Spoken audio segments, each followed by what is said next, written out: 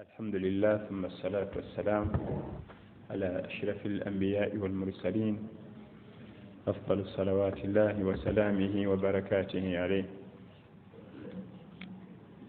أما بعد السلام عليكم ورحمة الله وبركاته تبارك الله تبارك وتعالى أشات ودو وانغاز tumusaba Allah tabaraka wa taala tugasene ebyo byetuyiga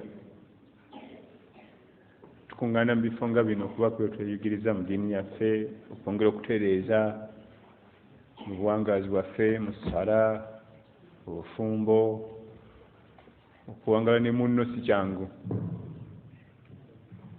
okuwangala ne munno gwe walonda mu bangi kubanga ekyo kitonde okusobya tewali na luteme lwa liiso teruwera naawe okumusobya ati akutemya kiwanvu nnyo kubanga mwana Adamu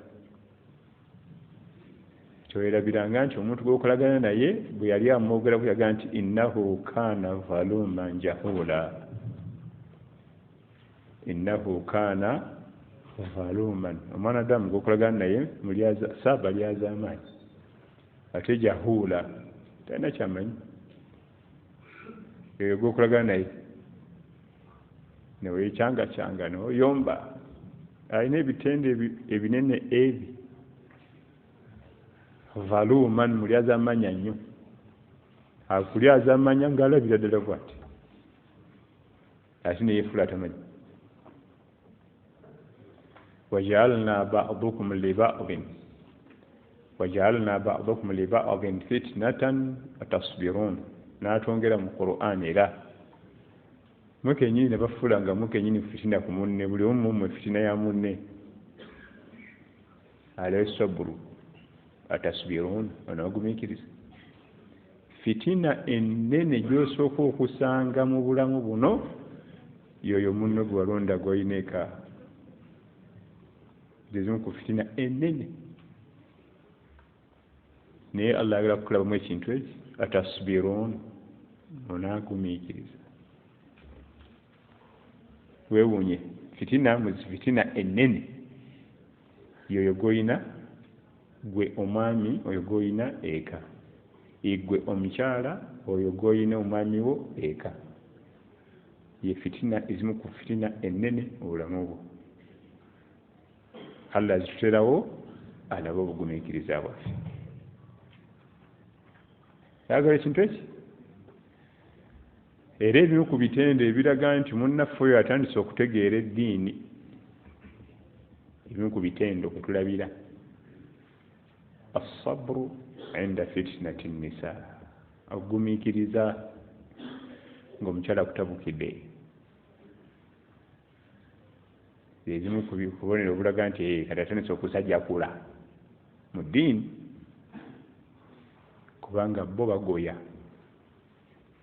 bagoya nabbi sallallahu alaihi wasallam ng'oleeta gwe neeza empale gwe bagoya bamumanyi nti nabiyullah ekyo bakimanyi ekyokubiri bamanyi ekitiibwa kye mu umma bakimanyi ranka ze zonna tayito ze zonna aduumira abajjeno ab'ekika ekyowaggulu wa Khalid ibn al-Walid tubabulira ebyo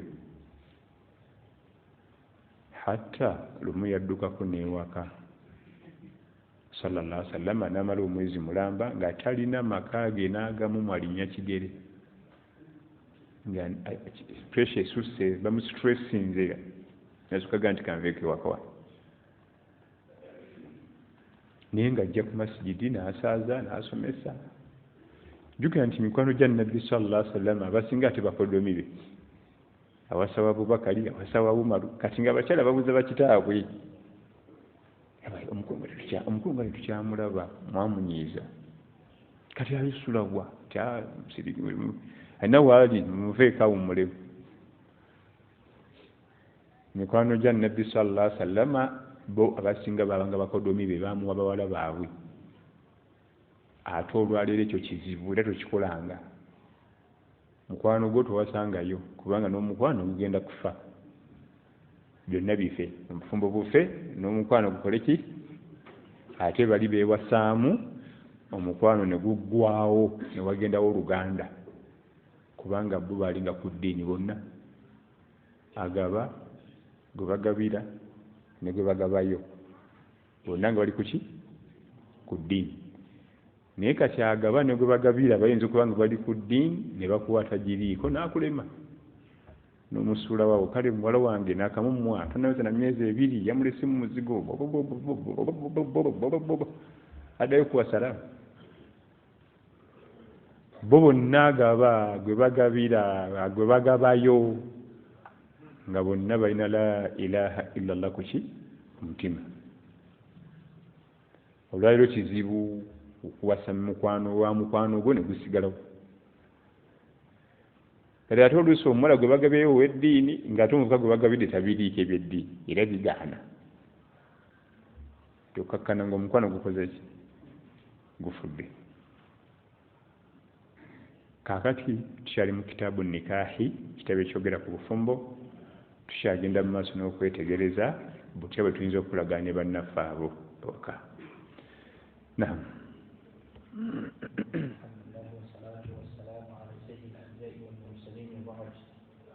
وعن أبي هريرة رضي الله عنه قال قال رسول الله صلى الله عليه وسلم شر الطعام طعام الوليمة يمنعها من يأتيها ويدعى إليها من يأباها ومن لم يجب الدعوة فقد عصى الله ورسوله. وعن أبي هريرة رضي الله عنه قال قال رسول الله صلى الله عليه وسلم شر الطعام طعام الوليمة يمنعها من يأتيها ويدعى إليها من يأباها. حديث نفكو أبي هريرة رضي الله عنه تواجوغراكو ويشي ودي ekitundu ekisooka nga nabbi sallallahu alaihi wasallam atulaga nti emmere esinga okuba embi mu nsi muno y'emmere y'emikolo. Emikolo gyonna enjeno emmere y'oku mikolo eba mbi kubanga ekuŋŋaanya ebitendo bisatu ebibi ebitakkirizwa mu busiraamu. Ekitendo ekisooka al israaf okudiibuuda. al israaf mu Qur'an kitegeeza okulya n'obwegera kiri haramu. wala tusirifu innahu la yuhibbu almusrifin. temubwegeranga, Allah tayagala abantu bakubwegera. ya bani adama khudhu zinatakum inda kulli masjidin wa kulu washrabu. okulya mulye, washrabu n'okunywa munywe, wala tusirifu ne temubwegeranga. kate ku mikolo abantu balya kamukuulo. abamu atuka okuva ku mukolo nga mukowu muzibu n'atuuka ewaka n'abonyaabonya ab'ewaka, mpe ku bikyayi eby'entangawuzi, mpe ku bikyayi ebirimu entangawuzi ennyingi ennyo. bagambye nti ate ka sprite ako bw'okanywa kakuba emmere. bagambye n'alyoka atubonyaabonya ng'alinga eyagiriridde ku mmundu, otagimalawo tukutta. awulidde kyokka nno byonna bye bamugamba okukozesa mbu bikuba omukutu, ayongera ate kuteekamu butwa.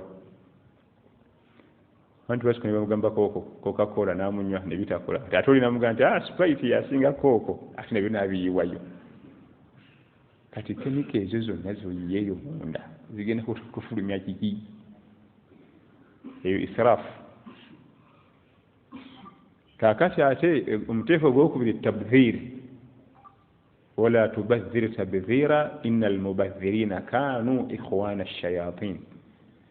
Allah atugamba mu Qur'an nti mudiibuuda nga tabdhiri kitegeeza kudiibuuda sente, ate israfu kudiibuuda byakulya. wonna w'okisanganga mu Qur'an al-Karim.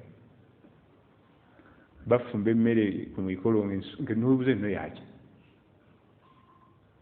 buli kika ky'ensolo eriibwa, ennyama y'embuzi, ennyama y'endiga, ennyama y'ente, eyo nnyama yokka ne basooka bagiteeka, ne badda ku binyonyi. eno seekoko, eno baata, eno nkoko, eno byonna byaki. eyo nayo tabdhiri eri awo. n'osanga omukolo nga bayiyo omwo ssente empya n'enkadde, naye nga ku muzikiti awo waliwo bamulekwa bagenda kukola P7 tewali sente ng'omukolo bayiyeemu sente empya n'enkadde gwa lunaku olwo kati nakyo kibi. Kati ekitende ate ekyokusatu ekibi ennyo era ku mmere y'emikolo nabbi yakinnyonnyodde mu hadiika eno, yumna'uha man ya'tiha, abalina okulya emmere eyo mubagaana olw'okuddugala n'okuba tebalina ngoye za ku mikolo, bajja labisa by'omukolo. Ate ne tukoola bannaggwe edda bambasada honorable nga n'apatayiti zaafa dda olw'emikuto gye babeerako egy'olubeerera. Olite omunaku yalina apatayiti, omunaku yeetaaga ekijjulo, ebyo ebijjulo byonna eby'ebbeeyi okuŋŋaanyanga banaku kubanga bo babiganyirwamu. Okulya n'obwegera obusiraamu bwakigaana okuggyako mu buwaliro nga bubiri bakukkiriza n'olya n'obwegera, naye mu mbeera ezaffe eza bulijjo yukurahu, kitamwa aqlil taama kama stataata fa inna jusuumu ahlul ilmi ghayru simaani. Fuba okulaba nti okendeeza okulya lye katini. Aqlil kiva mu qalila, aqlil taama kama stataata, fuba nga bw'oba osobodde okendeeze ku lwaki fa inna jusuumu ahlul ilmi, emibiri gy'abasomi ba irimu, emibiri gy'abannaddiini abalina imaani abalina taqwa ghayru simaani, tekubaako fats, bisavusavu biyise kunkumuke abada. Abasomi ba ilmu abanoonya imaani abanoonya taqwa emibiri gyabwe tegiba bwe gityo. Ate mu riwaayi mulaga nti fa innahu sihhatul abdaan fa innahu naf'ul jusumi wa sihhatul abdaan, kyekigasa omubiri n'okubeera healthy. Omuntu yenna naba healthy okulya kaba katono. Abaana bato be balya ennyo emmere, omuntu omukulu kasitolengera 25 plus khalas time y'okulya weddeko. Omwana omuto yeetaaga okulya kubanga alina byazimba. Omuntu omukulu bw'asigala ng'akyalya ng'omuntu bwe yalyanga ate yaba azimbulula bye yazimba. Muscles ogenda zitandika zoonoona, amagumba ogenda goonoona. Ekimu ku bitulwaza amangu amaviivi gano, joints zino ne zirwala, weight eno waggulu nga batekekyasula giwanirira ng'esusi waggulu wazituwa nnyo, kibanga emmotoka kugitikka tani ze bataagiwa. Olabira ku mipiira, olabira ku mipiira nti eno emmotoka bye yeetisse si ye tani ze baagiwa ebyo. Okumaliriza giyinza okukwatuka ne shooko zituula, ogenda kulaba bode ng'ezze ku mipiira bweti kubanga oli yagikola erekawo ka space. Bw'onaatikka bode gyasembera ku mipiira, naye atikka bode neetuula ku mipiira.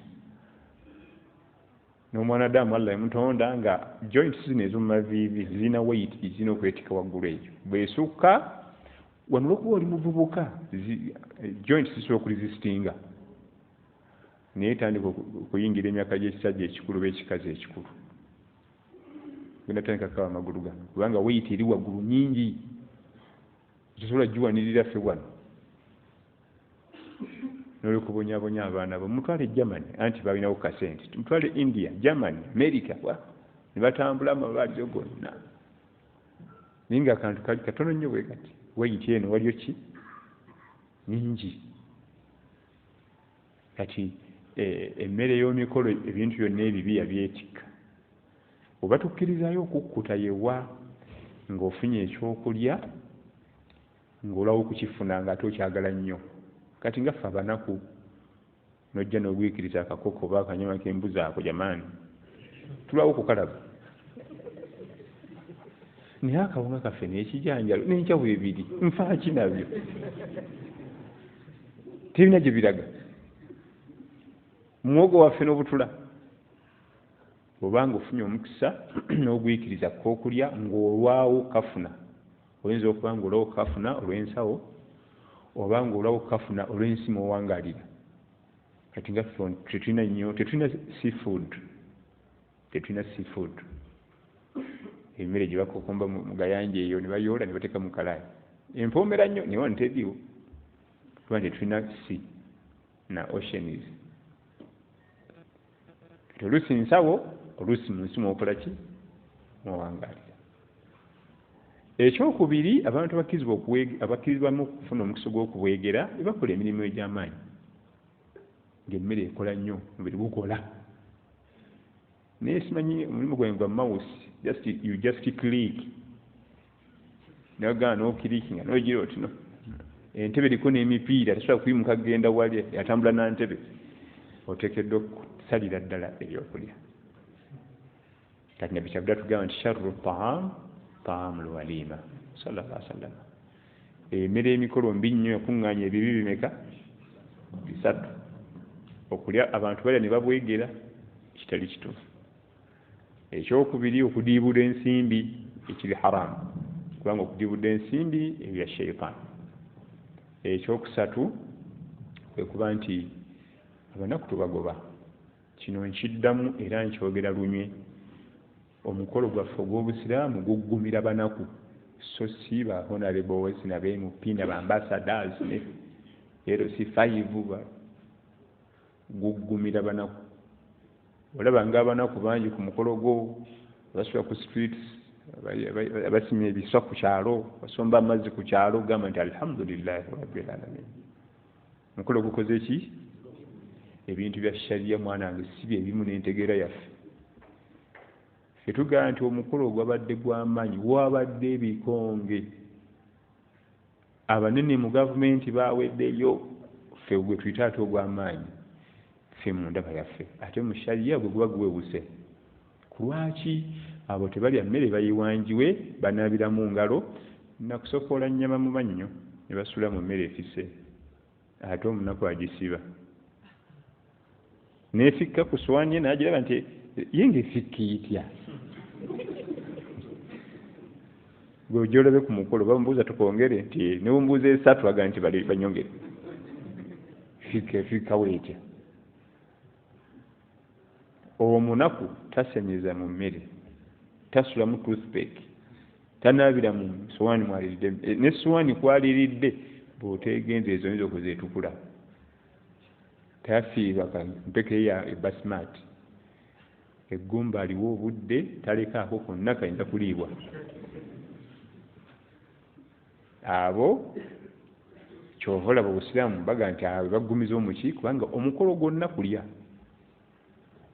omukolo gwonna gye guva gwenkana kukola ki era n'omala otumma emmere ku mukolo bakutenda n'empapula z'amawulire zikukuba n'otuyita nitusiba enjala kubanga kijjulo kiba kijjulo naye bannannyini bijjulo beebo abasiba. Era tukubiriza bannaffe bateekateeka emikolo n'oyita abanaku gulira ddala obuveera bwaffe bututeeraawo ome tukaluubiriza gulayo dazini zo nga 10 ez'obuveera teeka abagenda nga omukwaka akaveera nga ayita emmanju kubanga tuba twaliseeyo abantu eka mukyala sazze naye obwana bange bulika njagala nange bufune ku kabasmati kano awo lwojja kuba ogabudde n'edduwa zaffe tugenda kuwa nnyingi. Lwaki abanaku bwe bagumiza omukolo bakusomera edduwa Allah omusajja ono amuddizeewo mbadde ndudde okulya ku nkoko Allah omusajja ono amuddizeewo mbadde ndudde okulya ku kanyama naye honorable waawe ayinza okwogera ekyo timbadde ndudde okulya kanyama mpozi nga abasawo baakamugaana kubanga wajagalira ku mulimo gyeri wajagalira ewaka weeri. Abo be baggumiza omukolo si kuyomba kale neiba tukoze bubi yazze n'obwana buddugala mufeyo gamba alhamdulillah obwana bugenda kusaaza omukolo abo tebasaaza mukolo. Batunyumiza mu kissa ezimu eza Sheikh Abdul Basit Muhammad Abdul Samad muku basomi ba Qur'an bannakinku Allah amusaasire yozafa 1988 omusajja yali musajja mu Misiri naye nga already okusooka baali banaku babeereyo mu kyalo mu Serengeta ga Cairo mu kyalo wansi nga n'okuwuliriza Qur'an ku radio agenda kuba neighbor wakati balina radio nga wuliriza amasheekha abakulu mu Misiri ku radio nga basoma Qur'an n'agenda n'abageegenya. Kati ng'omanyi abantu baffe mu byalo bateekateeka dalasa ne bayita baseeka bava e Kampala ne bagendayo. Kati koolwo baseeka bava Cairo ne bajja mu kyalo omulenzi ono omuto wawangaalira. Dalasa yali y'amaanyi nnyo kuliko abagenyi bava e Cairo amasheekha bakulu. Abdul Basit nga yeteekateeka ng'akunya ekkanzu ye bulungi ng'agigolola ng'ajja ku mukolo nga bamugoba kubanga yali addugala. Kyokka ekkanzu yagyozeza. Era n'agiteekateeka nti nga ye alaba bambi tukagana neki. Kati omwana omuto yenna abaana bato tebaba bange bw'omugobana ku mukolo tagenda wala agenda asembera mpola ng'era okugenda nga ali awo nga baddamu nga bamugoba adda nga paka bamugoba bano abagenyi bali bava e Cairo babuuza nti lwaki akalenzi kali mukagoba.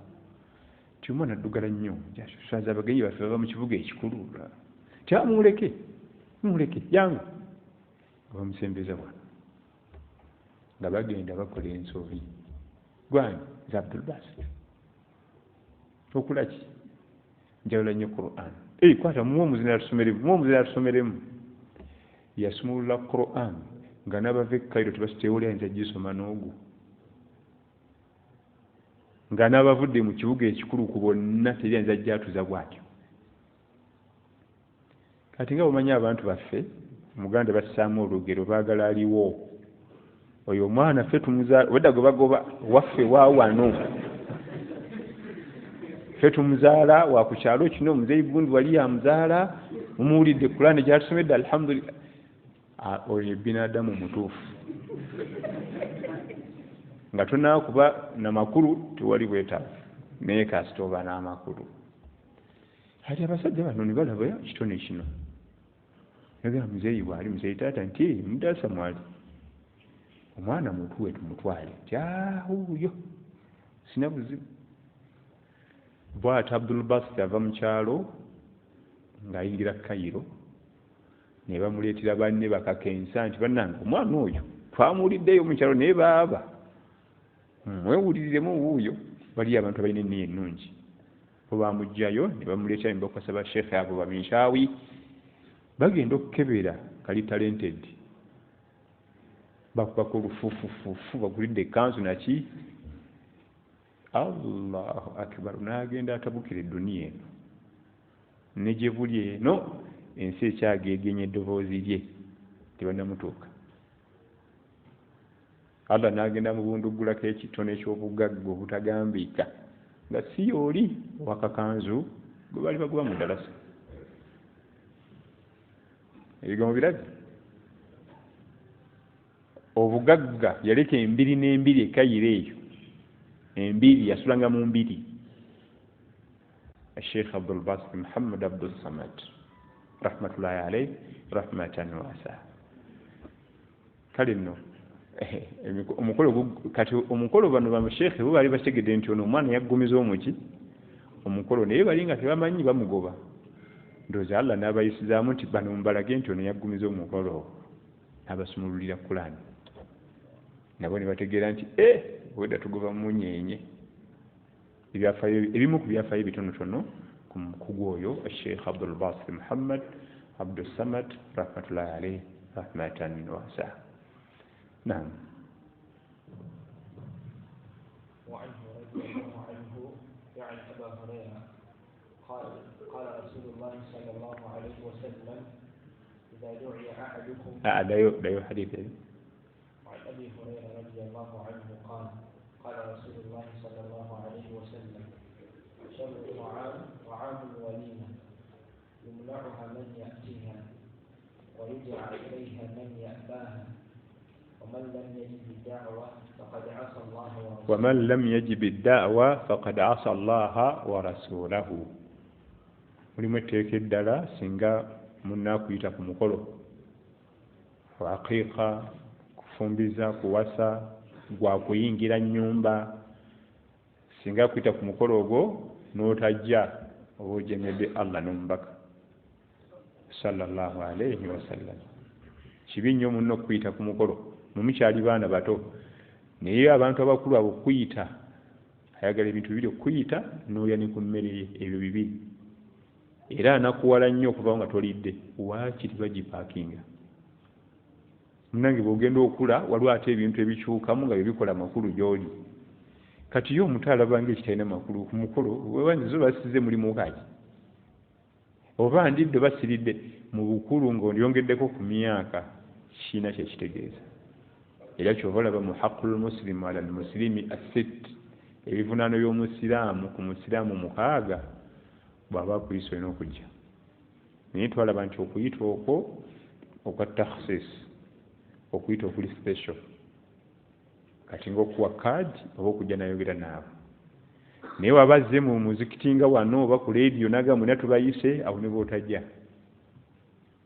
Nange abasiraamu ku Sande tulina omukolo saawa bwezi timujje mwenna, ogwo ne bw'otajja.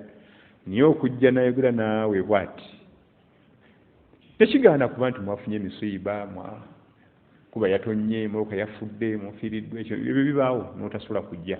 Naye communicate kisobodde lwa ABC, oyinza okulwala. Kati okujja ku mukolo nga munnaakuyise nsonga nkulu nnyo, era bivunaanwa bya musiraamu ku musiraamu munne.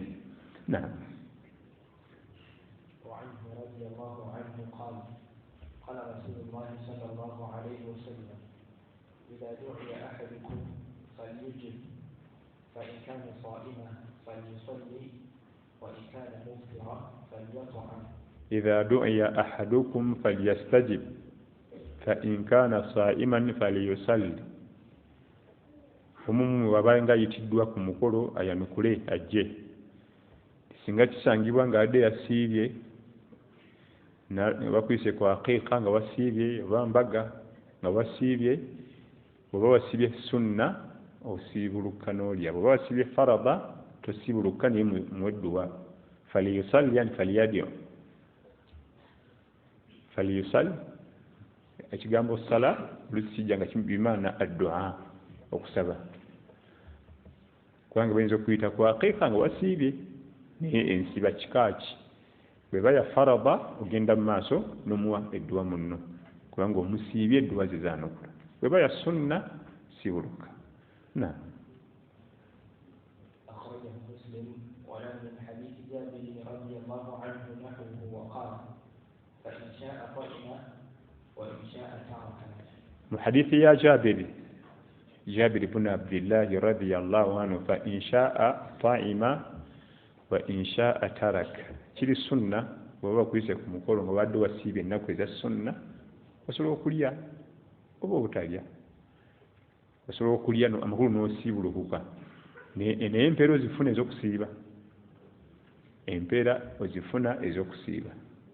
N'okola sunna y'okusiiba n'ey'okusanyusa musiraamu munno ku kijjulo kye yakuyise. Ennaku eza sunna ez'okusiiba mu sunna teziri nga za farada. Ennaku eza sunna ne bw'osibuluka ku 8 ofunako empeera z'essaawa z'osiibye. Oyinza okuba wadde wasiibye olina okulaba ng'ennyonta ekuyiseemu nnyo kisusse, n'okola sunna. Naye olwa farada tebaluzannyiramu, era bw'oleetera omuzannyo lwonna basazaamu lusaze bati.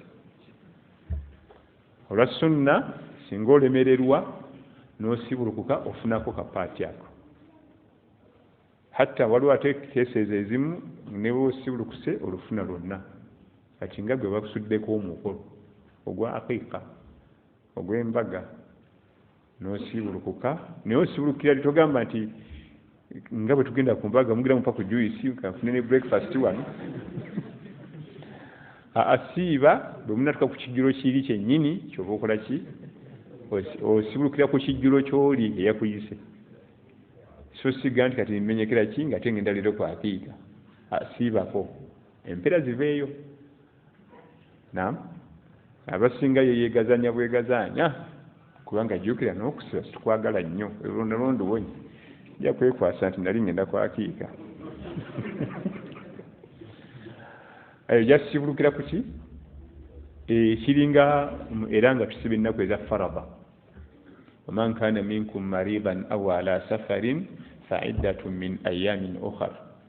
Omuntu analya mulamanzaane wa safari emala kuluma hatta nava ne ku mugi nava ku kyalo, so si subuhi eweddeawo osabye breakfast basiisa amagi kikituna safari moke igenda kujja ku nkimu. Safari emala kuluma mooka n'esimbula n'efuluma n'ekibuga Kampala mwe muwangaalira. Nze nva lya ntonde kati eri emaya gye mbalina okusibulukira kubanga safari emaze okuluma. Naye gwe kennyini wali olabyeko safari ne muteekateeka buli kimu n'ebbaaga ne muzipaakinga nga temulanda kuva mu nnyumba ne mufuna message safari esaziddwamu. Kubanga bwe tubeera mulamanzaane n'ojja ofuna message eyo ng'obadde walidde ate oddamu n'osiiba ate ojja ddulibwa kubanga wadde omaze okulyako. Lwaki oddamu n'osiiba? Tokyalina kisonyiisa, safari teriiwo. Kati olya biki? Kati okuba ku safe side gwe siiba. Safari bwe neemala okuluma ne mufuluma ne ku mugi lyessaza kwe muwangaalira, awo ng'okola ki? Olyoka olya. Ebigambo ebyo jabisanga mu kitabo kita Muwatta Imaam Malik. Imaam Malik yabiwandiika emyaka 13 emabega. Ataalinya ku nnyonyi era teyasuubira nti eribaayo yatuyigiriza bwe tukola eddiini nga tutambulidde mu nnyonyi. Ataalinya ku mmeeri, ataatambulako ku train z'amasannyalaze na biki. Abasajja Allah yali yababaraka. Imaamu Malik teyalabako ku nnyonyi nga n'okiwulira tebakiwulira nabo. Omuntu atula mu kintu nekyambuka mu bbanga kimala essaawa 12 kibuga kiddakuta. Naye akunnyonnyola enneeyisa yonna naddala batambula safari basaana nnyo okusoma fiqhi wa Imaamu Maliki. Yannyonnyola nnyo ensonga ezo mu kusiiba n'esswala za safari ezo. Naam.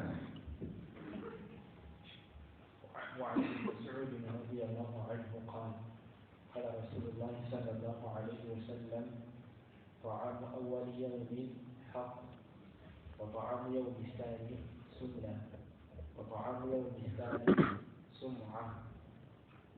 وعن ابن مسعود رضي الله عنه قال قال رسول الله صلى الله عليه وسلم طعام أول يوم حق. حديث يا ابن مسعود عبد الله ابن مسعود رضي الله عنه من مكة ومكو الصحابة بقولوا abaasiramuka amangu ennyo mu Makka ne basemuka ne Nabbi sallallahu alaihi wasallam mpaka Madiina. Omu ku basahaba Nabbi abaali abaamanyi mu kusoma Qur'an al-Karim Abdullah ibn Mas'ud, bal kigambibwa ko yali abasinga mu basahaba okusoma Qur'an al-Karim Abdullah ibn Mas'ud radiyallahu anhu. Atuleetedde hadith eyogera ku bantu ab'ettutumu nga bakola emikolo. Abantu ab'ettutumu baba n'abantu bangi. Obusiraamu bwamukkiriza okukola embaga omulundi ogusukka mu gumu. Olw'abantu abangi tebajja kusobola kuba ku mukolo gwonna lumu. Abantu nga balina abantu bangi kikkirizibwa okukola embaga esukka ku emu. N'agamba sallallahu alayhi wasallama ta'am awwal yawm haqq. Ekijiro ky'osooka okugabula ku mbaga esoose ekyo kyo kikkakatako. Kubanga yatugamba nti awulimu walahu bishaati. Okolangayo ku mbaga n'olisa ku bantu ng'owasa ng'ofumbiza. Wa ta'am thani al-yawm sunna. Bwe kibanga waliwo abantu bwe batazze ku mukolo mulundi ogwasoose okkiza okukola lunaku olulala, naye kuliko akakwakuliza abazze ku guli tebadda. Abazze ku guli tebadda kubanga ekikozesa guno ogwokubiri abataabadde ku guli bafune ki omukisa bajje balye ku kijjulo kyo. Ekyo nakyo kiri sunna ku bantu abamanyikiddwa ennyo nga balina ab'emikwano bangi, so si nti ate kudibuda ssente. Ekyo kiri mu kudibuda ssente. Webanga ssente weeziri ng'olina n'abantu bangi, Nabbi yakikkiriza sallallahu alaihi wasallama okujjula ebijjulo oba okukola emikolo egisukka mu gumu ng'omugole eyo y'omu. kyate atuyita kiki nti anti guli omukolo gwe yakola wala batajja kati bakolera ki oluusi abamu bakolera bawasa mu bifo byanjawulo kati abamu bawasa Rwanda omukolo gwabadde wa Rwanda fesitwasibudde kujja najja n'atukulira ogwaffe wa kikkirizibwa si kudibuda nsimbi okujjawo nga tolina byakusabiriza ebyokusabiriza eyo musonde jamaani kakati budget yiino kakati ate otakkirizibwa kukola mikolo egyo bwe gityo oliti budget nazigaba ate nubana enkamba buli abantu bagenda okuwa ssente teyeetaaga budget kigambo bugambo ssente zo zokoteka mu budget ozimalira bwe omala ssente zabwerera nakuwa teyeetaaga bintu ozaba bitunula namu mbagira ati nakuwa teyeetaaga gapapulago ate akuwe ne bumuwa budget 10 akuwa wadde small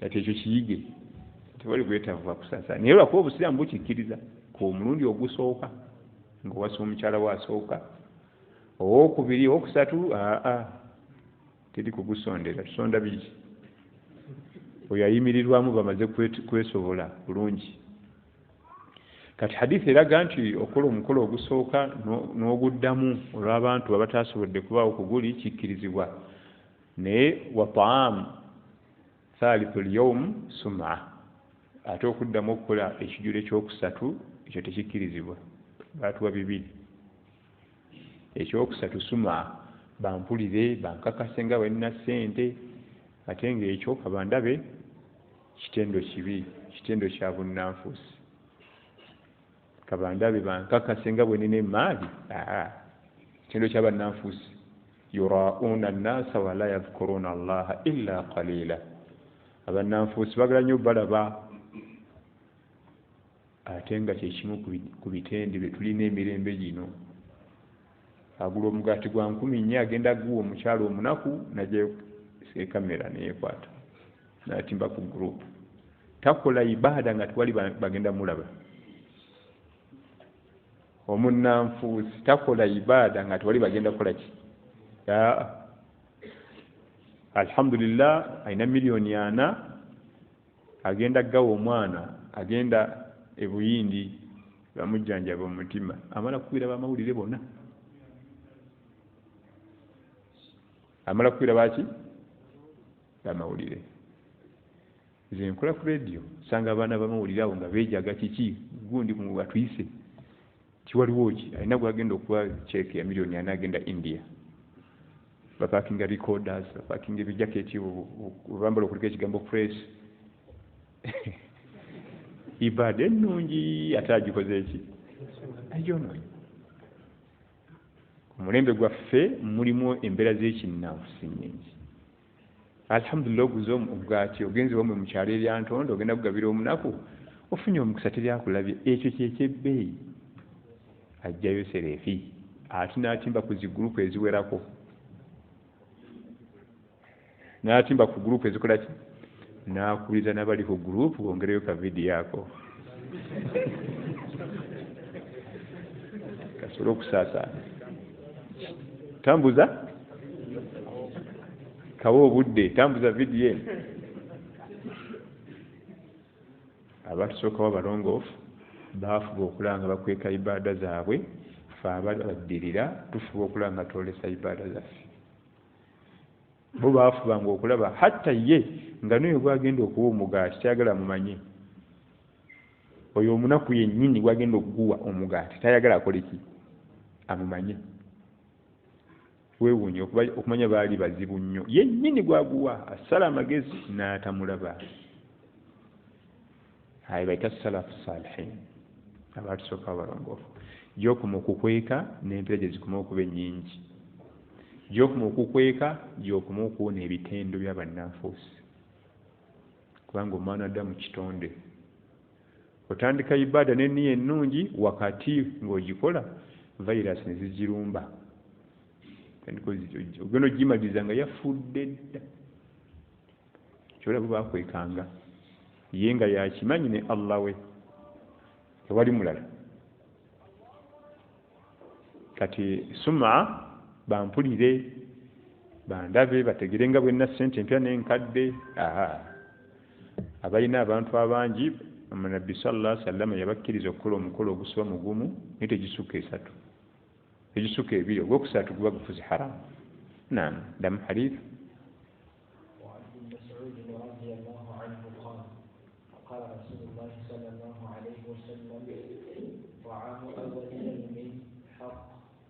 وطعام يوم الثاني سنة وطعام يوم الثالث سمعة. نعم. رواه الترمذي واستغرب من الرجال ورجال الصحيح. نعم. رواه شافعي عن أنس رضي الله عنه عند ابن ماجه وعن صفية بنت شيبة رضي الله عنها قالت أولم النبي صلى الله عليه وسلم على بعض نسائه بمدين وشعير. وعن صفية بنت شيبة رضي الله عنها قالت أولم النبي صلى الله عليه وسلم ببعض نسائه بمدين من شعير. حديث جتugenzeko eva ku mukyala ayitwa Safiya bint Shaiba al-Qurashiyya, yali mukyala mu Quraish. Oyo ali mu famire y'abasanadatul Kaaba, abakuma ebisunzo bya Kaaba. Safiya bint Shaiba, Kaaba eyo ogiraba nga bweri awo, oluggi lwayo lulina ebisumuluzo, naye famire eri egi ebira nabyo okuva edda nedda ila yawm al-qiyama, paka ku yawm al-qiyama, hata nebye buli eno famire ebeera egi etereka ekisumuluzo ekigula Kaaba, bayita basanadatul Kaaba. Safiya ono agenda tusomesa hadith mwafutuka mu famire eyo ey'abasanadatul Kaaba. Ojjukira obulungi Nabbi sallallahu alaihi wasallam bwe yawamba ekibuga Makka mu Fatih Makka, ne bajjako amasanamu, ebibumbe ne babyasa naki, yali nsibe Kaaba, n'atuma ekisumuluzo. Ne wajja omwami batanga Uthman ibn Abi Talha nga yakirina, musajja muzeeyi mukulu, kubanga akitereka abeera ogugwe kutereka kisumuluzo, terigina mu katale, simanyi kulina akaduuka tunda tayiro nsubula masimu, nedda. Uthman ibn Talha bwe yajja tiyali wa umma, tasma la ilaha illa Allah. Nabbi namugamba sallallahu alaihi wasallam, mukulu tuba kunzigulirawo Kaaba, nga ne bajjeno babiri, Usama ibn Zaid ne Bilal ibn Rabah, eba bodyguard be. Talha ibn Uthman ibn Abi Talha radiyallahu oluvanyatula shahada radiyallahu anhu nagulawo, natikama ekisumuluzo nagulawo, nayimirira ku mulyango. Nabbi nayingira sallallahu alaihi wasallam ne basajja be ababiri, Usama ibn Zaid ne Bilal ibn Rabah, bonna nga baddugavu, kubanga ne Usama muddugavu ne Bilal muddugavu, kubanga baali bakoze nga bagaadi be mu lutalo olwo, ekyusanga bagaadi. Bamaliriza okusaala na yasaliramu eraka bbiri n'afuluma, yali ng'afunamu akantu nti omusajja ono tumugyeko ekisumuluzo. Allah nasetteeka nti inna Allaha ya'murukum an tu'addu al-amanati ila ahliha. Allah tabaraka wa taala agira umma eno abakkiriza bonna abwesigwa mu buzzenga ku bannyini bo. Musajja omuyise kugulyawo Kaaba, muleka akwate ebisumuluzo bye agende. Era Uthman ibn Abi Talha radiyallahu anhu n'asibawo, nasse ekisumuluzo mu nsawo ye. Naye nga wakati watambulira wali abasajja bali armed, nga balinga nsolo, ng'aluza nti sena oyinza omuga nti wansi. Naye bwe yalaba enneeyisa eyo yakomawo yekka, agamba nti Nabbi Muhammad sallallahu alaihi wasallam yayawukana, nze mbadde manyi basajja be bagenda kunjuzayuza banzeko ekisumuluzo, teri ankutteko n'omu. Kyokka ekyo kyamuza namugamba njala kwegatta ku umma. Abo abasajja bo badde nabaabo, vaawo okuba nti osanze abasajja nga bonna bali armed, batunula lutalo bonna, naye nga bye beetaaga gw'obirina ne bakuleka bulesi. Bano waffe ezo zibangwala na batuuni ensambagere, kubanga olaba bana baffe n'ebitali byabwe babikujjako naye Kaaba emaze okudda mu mikono gyaffe ffe la ilaha ate alina ebisumuluzo bashiriki kijja kitya mumuleka akwate ebisumuluzo byayi abe batereka ebisumuluzo ekyewunyisa ne gye buli eno eyo famire emanyikiddwa mu Makka tebatereka ebisumuluzo daiman wa abadan olubeerera n'olubeerera mpaka babayita basanadatul Kaaba ono bw'afa nga bakiwa omulala kati bakiwanga ono si muvubuka ayinza okusika emyaka emirala nga 5 yakiterese bw'afa ne bakiwaddako mu Makka waliwo ebintu bingi ebyokusoma mwana wange Makka yekka ku Kaaba nga yo yokka eriko irimu nfofoolo gye tuyisaako amaaso irimu y'amaanyi nnyo eri awo ku Kaaba kati Safiya binti Shaiba al-Qurashiya yali mukyala mu Quraish era family ya Quraish batereka ekisumuluzo ekya Kaaba tugenda kati we bali era bajja kutereka ekisumuluzo ekyo mpaka ku yawmul qiyama kakati ani akibawa aya Qur'an hadith sibe kiri kyekibuzo ekiddako awo obuyinza babujjawo bwonna lwaki tekitambulako ne famire endala kubanga famire etereka ekisumuluzo kya Kaaba banga famire eri mu buyinza sente zonna gye ziraga ziti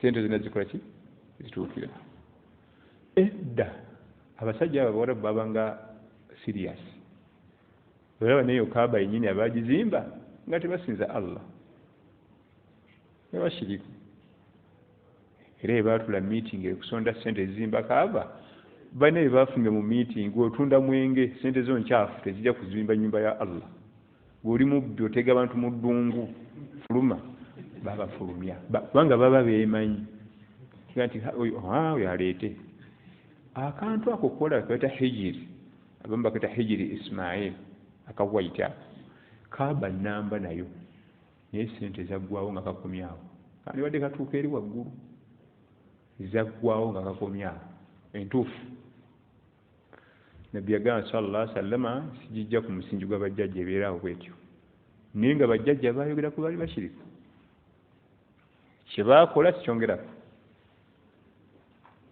ate nakyo nekijibwa beauty akantu ako kalisemisako bwe kati sibifenna yagala sigikwatako naye nga babizimba baali batamiivu lujuuju bashiriku kati emabega eyo baatuula nti ekisumuluzo kya Kaaba kino baani abanakiterekanga ne balonda famire erina n'ensonga lwaki balonda ekyo nti eno famire eyo kalasi binaga babeere n'ekisumuluzo yababiga babitegerekese si buli kaseera kukyusa kufulu za Kaaba naye ebisinzo byabuze byagudde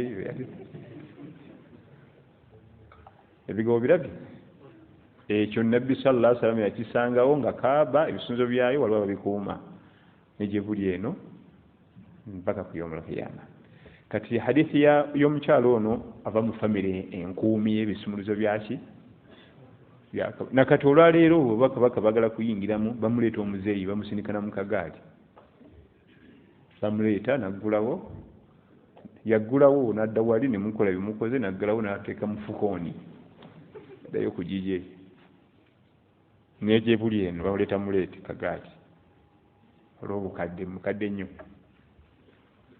bw'oba oyagala omumanya tiwali buzibu osobola omumanya ne ku intaneti osobola omufuna aliko kati alina ebisumuluzo bya Kaaba damu hadithi ya Safiya radhiyallahu anha Safiya binti Shaiba nga sunnamuvaako taakharat islamuha yakeerewa nnyo okusilamuka kate alimina kubeera sahabiya kubanga yatolera shahada Nabbi yali anatera okufa sallallahu alaihi wasallam naku nga 2-3 nalyoka atola shahada kate agende mu batabe naye yasimatuka n'abanga yafuna omukisa n'atola shahada nga sallallahu alaihi wasallam akyaliwo. Naam. صفية بنت شيبة رضي الله عنها قالت أولم النبي صلى الله عليه وسلم ببعض نسائه بمدين من شعير أولم النبي صلى الله عليه وسلم ببعض نسائه بمدين من شعير إنه حديث يرجع تروس ينبغي سوكوانا نتونو kubanga nabbi sallallahu alaihi wasallam omu ku bakyalebe yawoowa yamukolera omukolo gw'embaga ne muddu bbiri mu muwemba ekibayita muddu engatto zino ebbiri muziraba bw'osina bwoti mu bijanjaalo egyo bayita muddu kati muddayini gy'osinamu emirundi ebiri naye mu bintu ebizitowa kubanga ate bw'osina mu mazzi bwoti tebyenkana bijanjaalo si bwe kiri kubanga ebijanjaalo biba bikola omutwe ate amazzi tegasobola kategeekese mu bintu ebizitowa ng'ebijanjaalo sukaali obuwunga ebinyeebwa si butto mazzi mafuta ebyo tebisobola kukola yakolako ku mbaga bimuddaini n'embatu bbiri sena bwati ne bwati gwe muwemba gwe baali abagenyi be ku mukolo gw'okuwasa omukyala kyakuyiga ki ekiri muno ti oluusi embaga si ssente nnyingi kyakuyiga ki ekiri muno nabbi sallallahu alaihi wasallama ku mukolo gwe gw'embaga agabula omuwemba Allah tabaraka wa taala tiyabaggulirawo duniya ngaffe Allah tabaraka wa taala teyaggulirawo nabbi Muhammad sallallahu alaihi wasallama duniya eno ne basajja be naye baali basiimu n'ekyo kyeyabawa fe atugguliddewo eduniya tulaajana olulaajana obwavu butulivu naye nga tulya buli kanaku ne tukuta oliti abagenyi be yabagabula embatu meka ate nga abagabula kiki muwemba sallallahu alaihi wasallam muddayini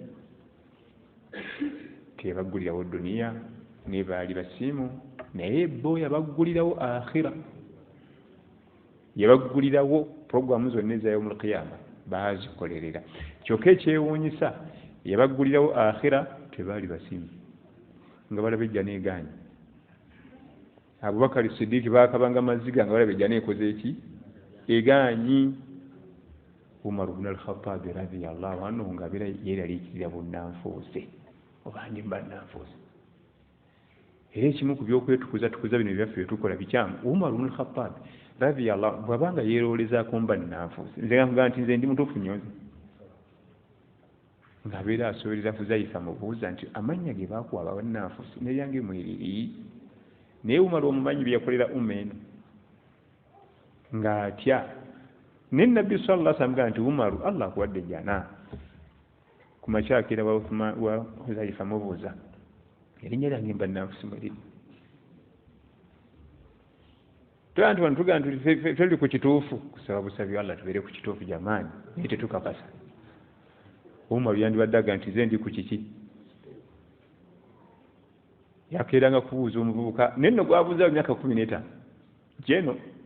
jeno mulamba abuuza akalenzi ka myaka 10 kubanga Huzaifa yafuna ekifo ky'okwira sekuyitali wa Nabbi sallallahu alaihi wasallam ku myaka 14 ebamu office eyo mu State House omuwandiisi w'omukulu myaka 10 teyakivaako mpaka mukulu yafa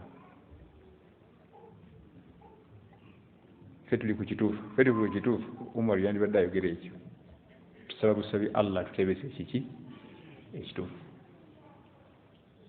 tuli fenna Allah tabaraka wa taala yabaggulirawo akhira tebaali basiimu teyabaggulirawo duniya ate baali basiimu nayo iffe atugguliddewo eduniya tuli basiimu ate tatugguliddewo akhira ffe tuli basiimu n'akhira era kyola sina kye tweraliikirira ku akhira ebyo byaggwa twabimala digidabuddigis oba subuhi nsadde mu jamaa oba sisadde mu jamaa buli kimu kiryoke bukyakala bukyakazi omuntu alina emmotoka salaati subika okuyitako mu jamaa atunze emmotoka eyo asinga kanti Allah ogenda mumugamba otya ekituguzisa emmotoka ezo kutwanguyiza ku byetaago byaffe. Ngenda jini tukema, ngenda jini tukema. Sibe kiri mu byetaago ebikulu y'essala. Mu byetaago ebikulu sala. Emmotoka eyo gitunde Allah oli mugamba nti omuzikiti gwali wala. N'emmotoka erya mpya erina zikamera saidi zonna, erina sensa, erina emmotoka yeeyo erina kusooka kugasa ng'ekutwala kukwanguyiza kutwala ku masigiti. Oba amafuta egamalamu egamalemu yatuwadde ago agalimu wali ejatuwa amalala gaali gamweddeko. Yagaba amafuta nga tonana kubaawo bacwa bali bakabaka cwa nakati amafuta basena busenyi tegagwayo. Emmotoka nze njitya ekimu ku byalina okusooka okusimplifyinga salatul jamaa. Allah abanga akuwadde emmotoka erabika ennyo ku muzikiti, so si ku jimu buli kaseera jimu sauna simanyi sitimu baasi erabika nnyo. Baga nti wegenda wali ku jimu ojja giraba ojja kuba oli awo ng'eweta.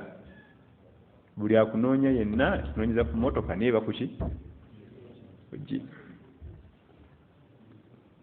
Lwaki bagaye nti gwe mutegere ku muzikiti awo bw'anaamisinga buhuri asuyita wamagaribi awo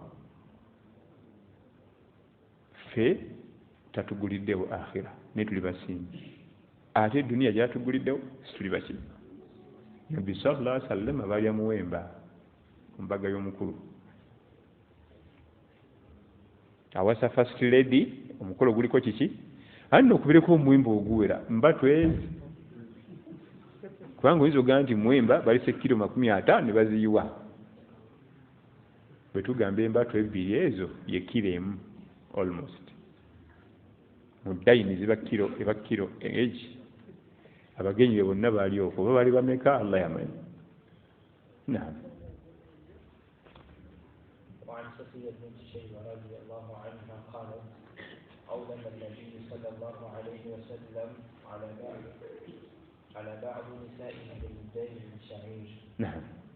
وعن أنس رضي الله عنه قال أقام النبي صلى الله عليه وسلم بين خيبر والمدينة 3 ليال يبنى عليه بصفية، فدعوت المسلمين إلى وليمته فما كان فيها إلا خبز ولا لحم، وما كان فيها إلا أن أمر بالأنطاق فبسطت فألقي عليها التمر والأخذ والسمن. عن أنس بن مالك رضي الله عنه حديث يتقن السنجايو ليرو يوفاكو emunyenye muzimu kumunyenyeza umma Anas bin Malik muwereza wa Nabi sallallahu alaihi wasallam muna Madina msayi muto. Anas bin Malik atunyumiza eno hadith ebifanagana eno hadith twabyogerako emabega. Nabi sallallahu alaihi wasallam tujjukira nti mutalo we Khaybar saza liranye Madina nga olaba Kampala Jinja distance eyo wetu distance eri wakati wa Khaybar ne Madina. Waliyo Abayudaaya anabali e Isirayiri abatawanya edduniya eno n'abatabaala sallallahu alaihi wasallam, kubanga bali bajja kukola military bamulumbe e Madina kwegera n'abatabaalirayo bagobewo.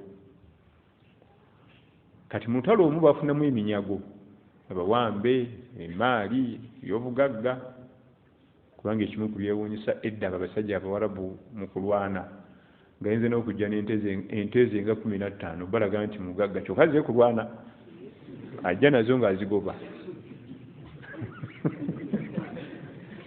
zanya n'Omuwarabu gwe abalala nga yetimba zaabu n'ekiresi musajja okulaga nti famire enki ngagga, era mu ntalo zaabwe mwabangamu okwewaana n'okweraga. Tife famire yaffe ki bagagga, n'embuzi baziretanga n'endiga. Era ojja kusoma mu hadith ezimu nti bwe twamala olutalo ne tugaba n'engamiya ne tugaba n'embuzi ng'obuuza byavaanga bajjanga nabyo. Kati ate mu lutalo oli bamuse nannyini mbuzi nga bazizze eno, nannyini nte nga zidde eno, mwabangamu ebyobuki ebyobugagga bingi nnyo nnyo era mu bimu ku byebafunanga mu ntalo kugaggawala mu bimu byajjanga mu ntalo bafunangamu obugagga yabakkiriza sallallahu alaihi wasallam bagamba nti man qatala qatilan falahu salabuhu omuntu gwoba osse mu lutalo entalo z'eddiini ebyobugagga byalina bibyo assalabu bimuyita omulwanyi byabakutte bakatanga shiridi engamiya kwatudde n'ekitala kye n'engatto byonna ne byabanga ze nabyo nekiresi falahu salabuhu ebadde ebyo biba bibyo kati mwabangamu obugagga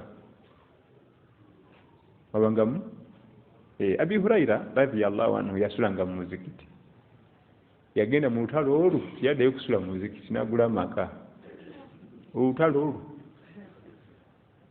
n'agula amaka n'ayogereza n'omukyala oba oluyita luto olumu kubanga nga ofuna nekiresi bbiri bwe ziti zimala ensi yayite nakujja mu bufere nga gold aba gold so si bino ebyaffe binaabuule babinaazanaazamu dda abakyayina emirundi nga 15 bagamba gold naye nga bamunyumunguza munyunguza dda n'ava ku origin emirundi nga 18 bali tebalinanga bufere baga nti gold aba kiki kati nga necklace bbiri bebanga buli emu ya milioni 3 oba okyasaaga ng'osula mu muzikiti ogwagazaali tolamuza omukyala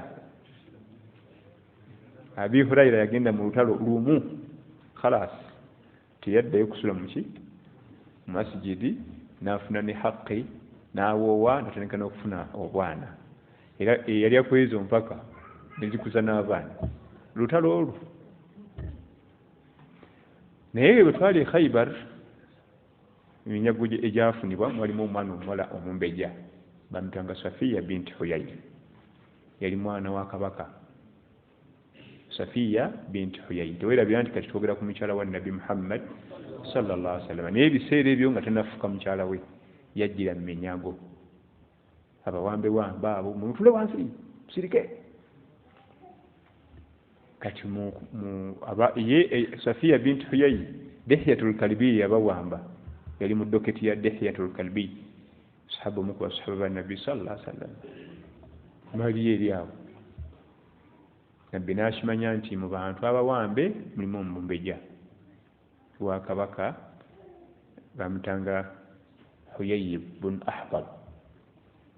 Huyay ibn Ahtab yali kabaka w'Abayudaaya ababali Palestine ebiseera ebyo yali azaala omuwala oyo Nabbi sallallahu alaihi wasallama akramaha namuwa ekitiibwa kubanga ava mu first family eri abadde wa bbeeyi nayagala neeno eri wa bbeeyi yadde mu first family nayagala ne Dihyatul Kalbi nayagala nti omuwala oli ndakuwa sente zoyagala mumpe eno so si gwe oyo ajeno mu doketi yangu ugwedde eri naawe Nabbi yayitakola bwatyo so nga niwe yandikikoze sahaba yandiganye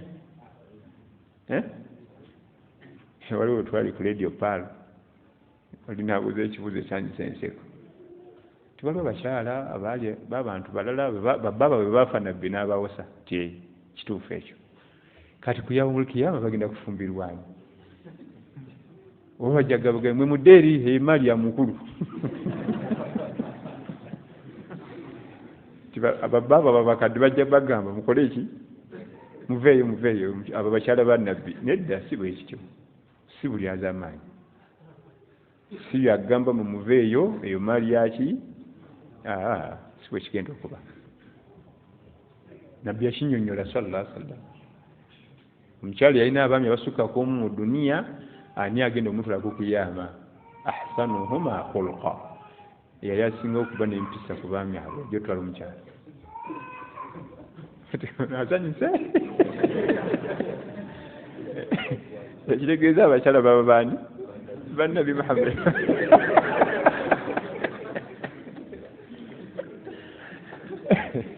kubanga ssebo gwe okuba n'empisa n'oyita ku Nabbi kisoboka abadan sina kumuyisako kumutuuka mukoota tosobola ahsanuhuma khulqa kati nabbi sallallahu alaihi wasallam agamba dihyatul kalbi nti mbawambe bo boolina mulimu omwana omuwala bwati ne bwati namulira sente nsikuwe omumpe ye bamutanga Safiya binti Huyay n'asasula ensimbi nabbi n'atwala omukyalo oyo n'amuwoowa sallallahu alaihi wasallam ne nabbi sallallahu alaihi wasallam okuwanga abakyala bano yalinga just sympathizer ena sympathy y'amaanyi ekisa okusakati mukazi watono taata we badde kabaka eriyo nadde bavuga muvuge mumbeja kati ino yulabe waffe jazze kamusaasira je tubeere naye asigaze ku kitiibwa era Safiya binti Huyay n'afuka mukulu sallallahu alaihi wasallama nayingira mu bamaama ba ummeno wabula mu bakyala ba nabbi yali abakulembera mu beauty eri mukyala mubalagavu nnyo Safiya binti Huyay bakubuuzanga mu bakyala ba nabbi sallallahu alaihi wasallam yali omubalagavu ennyo Safiya era nga ne banne balowooza ajja tumalirawo omusajja kubanga beauty esusse yali mubalagavu nnyo naye yali mukyala mu Yudaaya era twalaba nti nabbi sallallahu alaihi wasallam yawasa mu kabira nnyingiko okutuyigiriza nti tusosola kabira kubanga ne mu Afirika eno yawasaayo naye ffe tulowooza tuli bakitalo nnyo kabira bweti totuleetera kabira bweti osinga nabbi ekitiibwa sallallahu alaihi wasallam okutulaga nti tusosola zikabira sijja kumenyayo kabira n'emu naye wano wamanyikiddwa Abaganda waliwo kabira gye batakolagana nayo mwana abala tukola kyono otuleetere omuntu bwatu tewali buzibu teri kabira gye batawasaamu teri kabira gye batafumbirwamu kasita otunuulira byatugamba okutunulira nga tuwasa sallallahu alaihi wasallam byatugamba okutunulira nga tufumbiza bimala so si kabira ki iweeti nti kabira ki weti ku kitiibwa nabbi sallallahu alaihi wasallam kiyayina yandibadde agenda mu kabira ezo zonna yandibadde awasa mu kabira z'okukeeza ebbeeyi nga yali wa bbeeyi naye yanoonya buli kumpi kabira n'agijjamu ku mukyala kulusomesa ffe sallallahu alaihi wasallam kati Anas bin Malik ng'omuweereza wa mukama we agamba nti baba bava e Khaybari bakomayo Madiina nabbi n'akola omukolo mu kkubo mbaga yagikolera mu kkubo ya Safiya babazimbira tenti n'akola honeymoon ya mukyala we n'akola honeymoon ey'omukyala baina Khaybar wal Madina wakati wa Madina ne Khaybar awo babakolerawo tenti bakola omukolo bakola n'ekijjulo basahaba bakolera ekijjulo omukolo ne gugwera mu kkubo awo era n'abeera naye ennaku 3 mu katenti ako nga bawumuddemu n'omugole we ekyokuyiga ekiri mu hadith omukyala bwabanga twakamuwoowa omuwa ku budde omuwa so se yawoyerere nkyakera agenda kwokya olodingi nedda so kumufisizewo kadde omubudde akubudde era kino kigambo kikulu togezanga n'ozannyira mu honeymoon tedda honeymoon erwawo okuddamu okulabika kayate bwe kikabambi ku mwana omuwala ne gujja bagira ayinza okuba agenda fumbira gwe wekka kubanga oyinza okuddamu n'owoowa n'ofuna honeymoon endala togizannyirangamu kubanga okuddayo gifuna si kyangu kategerekesa bulungi ebyo obudde obulala obuddako omukyalo omulaba nga badeni sente zange zonna ziggwera ku mukazi nanti wali oba okyamulaba nga makulu nnyo eri obulamu bwo osanga abaana bali mwanemuuni ate bazze kuloopa wa Kyeyune mwanemuuni ate mubaloopera emisango kati munagifuna ddi togizannyirangamu eyinza obutaddamu okulabika bulamu bwo hatta nabbi sallallahu alaihi wasallam yakeereya basahaba okudde ng'olutalo lwaggwa dda ne bakerewa mu kkuba ennaku mmeka omugagga akyali muki honeymoon ennaku ezi twalaba wano webalinga bazimba tent yagamba nga tugenda kusula wano eyiye yesookawo tent twifena kali batandika okwetolooza ez'abajenos babubakari bawuma naye tuba tufunyawo wabweru mu darasa mulimu abasirikale najja nambula ekyo kitegeeza nga nze bujo sikimanyanga etenti ya nabbi sallallahu alaihi wasallam yabeeranga mu center babubakari bawumaru ne zeetooloola kati ne kuddako babiraali ne bagenda nga baddako saako singa obawo obulumbaganyi tebatuukira ku mukulu mwami yakaŋŋamba musirikale tusomera naye wano mu ddalasa oba obulumbaganyi buvudde eno oba buvudde wa wali abasooka eri eno basobole okutaasa omukulu nali sikimanyi nga tubisoma mu bitabo nti eyi yasookanga mu senta nekuddako bajenos nekuddako amadala agaddako katubanze nawe endozi zaffe zandibadde zisembanga eri basookera ku ffe eri ne bazuuka nti kirabika batulumbye kubanga owulira ekiri eyo te tujjewo omukulu wange bwe batyo bazizimbanga weewuunye ebintu ebisinga ebiri mu military biva ku nabi Muhammad sallallahu alaihi wasallam kumpi 80%. Twali tusoma lumu byafaayo ng'omusajja omuwarabu we mu Makka yali muzeeyi nnyo yamala ebbanga nga takyawulira buvuyo mu Makka nabbi asengusa adduse sallallahu alaihi wasallam nababuuza nti abayi Muhammad nga takyakola buvuyo nankani strike aga nti twamuwonye yadduse batugenda yagenze Madiina oba biki omuzeeyi naga nti atuwangudde kati nga nibaga nti ate atuwangudde ata oyo kawaddi yadduse nabaga nti ako ke yakoze kabi nnyo eyo gye yalaze agenda kufuna military akumiwa tukube omulabe wo alina kukuba wano ng'omulaba naye kagenze eyo bateesa nabo tembamanyi byabala temubimanyi yakyogera mu myaka 8 nga ne muzeeyi eyo yafadde yakyogera yakumawo n'abakuba n'abasakuta nakati mu bintu bya politics ebyo byolaba kati wano mu Uganda waliwo munnabyabufuzi tebayinza mukkiriza ggwanga lya Tanzania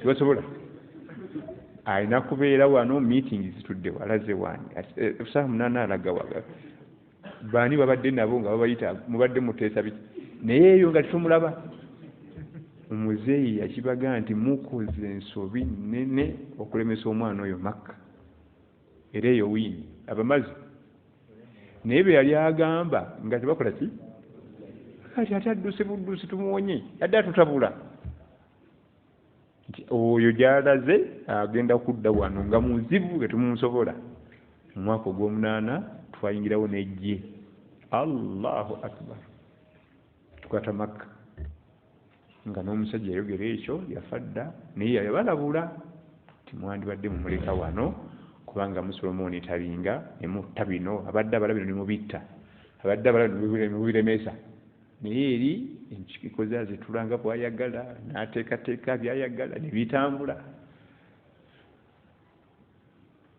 ebya militalo birabye ffe ebimu tutandika okuboogera tutyo byogera nga drone zijja wakati awo mukubo temuddayo natulabako drone ekutwalira wagala kululeta bizibu wano tulifeno naye nabbi sallallahu alaihi wasallam bamuzimbira tent then bazimbira ne basahaba bonna bajenos n'amala ennaku 3 nga ali mu honeymoon ne mukyala we Safiya binti Huyayy radiyallahu anha gwe yamaze okuwoowa mu lutalo lw'e Khaybar.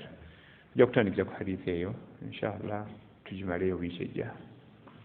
Naam. الأسئلة.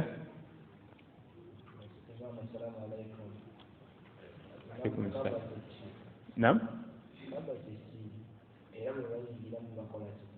Kaaba nyumba ya Allah inna awwala baytin wudi'a lin-nas lalladhi bi Bakkata mubaraka yasobola okuteekawo wano ng'ennyumba y'okusinzizaako Allah era kaaba muzikiti era munda walinga mazijidi eno waliwo biwempe kusaaliramu temulimu big deal kyoba mulimu abalowooza mulimu entaana baza bannabbi baki tewali ntaana ya nabbi yonna eri awo wadde n'ogwo kubanga kitusinza ntaana tewaliwo ntaana yonna eri makka awo mu kaaba wadde muharam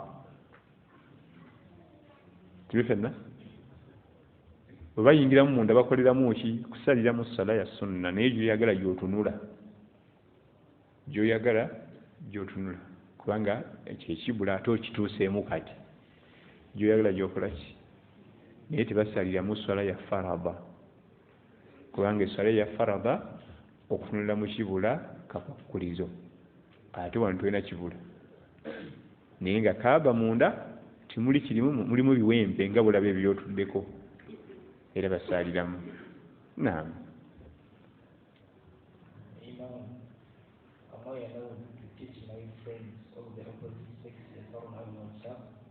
yasaruna opposite sex si nnungi kusomesa kubanga ebigenda ovaamu biba binene mufunire munne yennyini baba mukyala mufunire mukyala munne baba mwami mufunire mwami munne teweesembereza byotajja kusobola mwana wange sheitaani wano ebalimba nti akusoma busomi yasaruna ate nekireza tulina ku whatsapp simanyi online online whatsapp eyo bagituuma erinnya mu luganda bagita mukwanira wala amakulu lwe luwenda olubatuusa mu bwenzi tola nti mwebawala naye lwe luwenda olubatuusa mu ki bw'oba owuli oyagala nnyo munnaayige mufunire ow'ekikula kye bwebali tobamalaawo kati abaana abawala abasomesa abakyala yasalonda bakubula teekamu sente abaana abalenzi abasomesa abalenzi yasalonda bagenda kubula tujjuza bwebali tobamala nawo okusinga okweteeka mu layini ya shaitaani okuwa shaitaani omukisa abangi batugamba nti shaitaani kyekimu ku bitonde bitoonona mikisa abakuba muzanyi wa mupiira singa kilabu ye yesinga okutwala ebiko emikisa gyonna gyafuna agikozesa so si kuyomba buyombi emikisa gyaffe gyonna mukaaga yakosezezaako gumu yatukubisiza ye gyonna gyafuna ate ffe tugimuwa kyentegeeza mikisa ki olina omukyala bwe mwogera bwe museka mujja gwa mu nsobi shaitaani omwadde omukisa omwadde omukisa ye tayonona mikisa olaba agyekolera era n'agikozesa ate we buba omuyambyeko aluka olukwe ng'agenda kusula bantu mu bwenzi n'alwerukira oddujja eri era ne bagwa mu bwenzi bw'otya ate gwe ng'omwanguyiriza buli kimu ataapingako engatta egi ng'omupiira guli mu katimba wali sheitaani wakwegendereza naam naam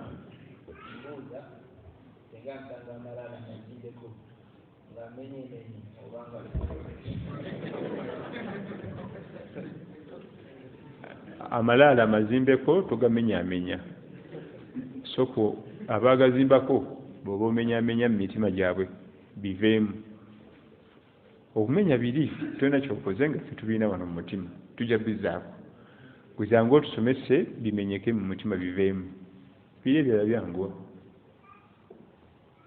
naye bona ogenda kubijja eka mu kyalo n'okonakoona amalaalo ekisooka oleeta fitina oleeta buvuyo mu famire ogenda kukyankalanya kubanga ffe tukyabiina wano era mazimbeko wano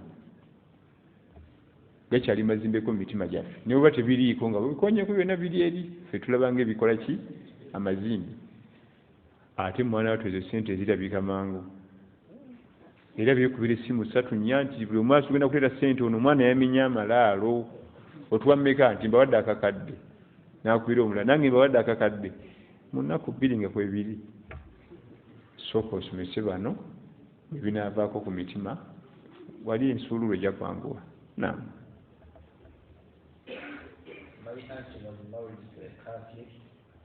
She has 10 children and some grandchildren. Akizibu kusiba nikah with his husband.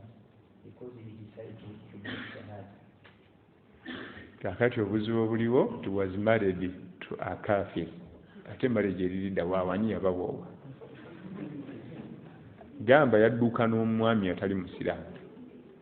Ekyo kimu. Ekyokubiri, abaana 10 oba n'abazzukulu si kyekikulu. Bwe baba nga bombi batodde shahada basiba nikah, tewali buzibu. Bwe baba nga bombi tuli ffenna omwami oli n'atula shahada yeegatta ku busiraamu, tusobola basiba nikah wadde balina abazzukulu. Era nga kyetwakubiriza bwe kiba nga omwami aganye tutola shahada, omukyala aveeyo. Wabula omukyala omusiraamu okudduka n'omwami nga si musiraamu ne batandika okuwangala bonna. Ebbanga lyamala ng'omukyala ali akakasa nti musiraamu nga n'essola zisaala aba akyali. Kubanga okukola obwenzi tekitegeeza nti ovudde mu busiraamu. Aba akola bukozi ezzambi lyaki? Yaba musiraamu. Kyetaaga kyekiruwa kuva mu mazambi ago, ave mu bufumbo obwo obw'ekimpatiira. Kati abamu basanga obuzibu, tuzimbe ennyumba zange amaka simanyi gange sente. Oli wa bbeeyi okusinga ennyumba. Toddangawo ne bakulimbalimba n'ennyumba n'emmotoka naki, oli wa bbeeyi okusinga ebyo byonna, kubanga ennyumba gy'otugamba erina value. Era value wajja naga nti ennyumba esitwa $3,000,000. Si bwe kiri? Naye tewaliyo binadamu alina value. Ne bw'etaba valuwa n'obamalayo bonna n'obateekaawo n'oyimiriza akaana ak'emyaka 4 n'obabuuza nti oyo omwana azitowa ssente mmeka, tesobola kuwulira. Kisoboka? Oba amanyi okuwandiika erinnya lye oba tamanyi. Hatta ne waba ali abonomo tayinza kugaa nti oyo kati nga bw'afaanana bw'atyo nti $8,000,000. Binadamu talina value.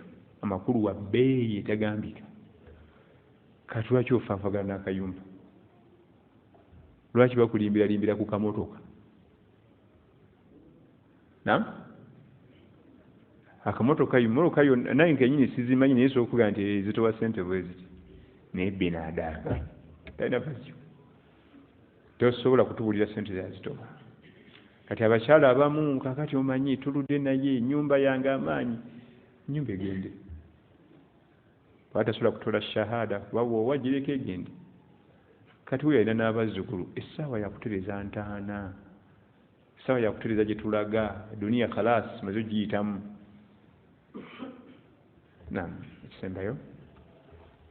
Imam omukyala ki omubaka sallallahu alayhi wa sallam lwamuwanga ekirabo okuva mu lubiri? Mariyatu al-Qibutiyya ye mukyala gwe baatondera Nabbi sallallahu alayhi wa sallama ng'ekirabo. Yamutondera bamutanga Muqawqas Azimul Qibuti. Muqawqas Azimul Qibuti yali musajja afuga Baqibuti wane mu Afrika mu Egypt. Era nga Nabbi sallallahu alayhi wa sallama yali amuwandikidde ebbaluwa emuyita eri la ilaha illa Allah. Naye byali mu bbaluwa byasanyusa omukulu. N'abawa ebirabo bye yakuŋŋaanya n'abiwa ababaka abali batumiddwa Nabbi Muhammad sallallahu alayhi wa sallama babimutwalire. Mwalimu omwana ow'obuwala nga bamuyita Mariyatu al-Qibutiyya, nga yatobeka kkala ey'omuddugavu n'omweru, waliwo kakkala akafulumamu akalala awo ng'otobese zombi n'omikisinga. Kaba kakkala kalungi nnyo. Mariyatu al-Qibutiyya ke yalina. Era yazaalo basanyusa ekyawo.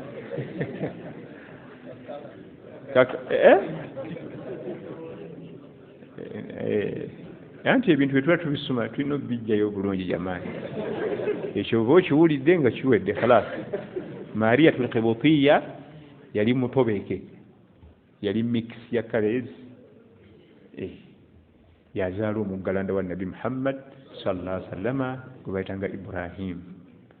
Era ye mwana yekka Nabbi gw'azaalira e Madiina sallallahu alayhi wa sallama. Yekka bw'ati ebbanga lyonna lyamala e Madiina yazaalirayo omwana ki bayitanga Ibrahim, ye last born we sallallahu alayhi wa sallama. Wa barakallahu fikum wa jazakumullahu khair. Wassalamu alaykum wa rahmatullahi wa barakatuh.